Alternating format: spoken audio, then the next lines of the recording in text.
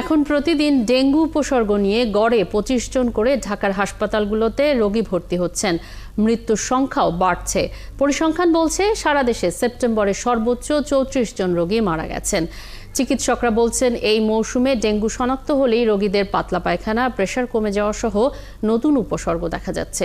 Dollar মেহেদির প্রতিবেদন। ১২ বছরের সিরাজুল ইসলাম মিরপুর ১৩ নম্বরের বাসিন্দা।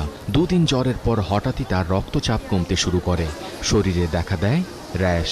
পরীক্ষায় ডেঙ্গু ধরা পড়ার পর গেল ৫ দিন ধরে শিশুটি সোহরাওয়ার্দী হাসপাতালে ভর্তি।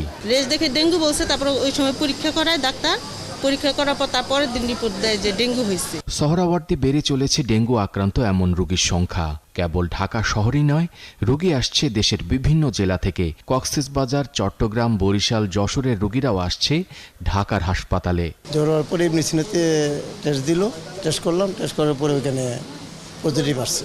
মোটামুটি স্যালাইন এবং মুখে যে আমরা অনেক বেশি বেশি করে পানি খেতে বলি, হ্যাঁ, ঝুঁকিটা এড়াচ্ছে। সোহরাওয়ার্দী হাসপাতালের পরিচালক বলছেন এবার নতুন উপসর্গ নিয়ে হাজির হচ্ছে ডেঙ্গু। রোগীদের ডায়রিয়া, বমি, হঠাৎ প্রেশার কমে যাওয়ার মতো নানা লক্ষণ দেখা দিচ্ছে। ঝুঁকিটা হলো সঠিক সময় সঠিক চিকিৎসা, নয়তো মৃত্যুর মুখে পড়ছে রোগীরা।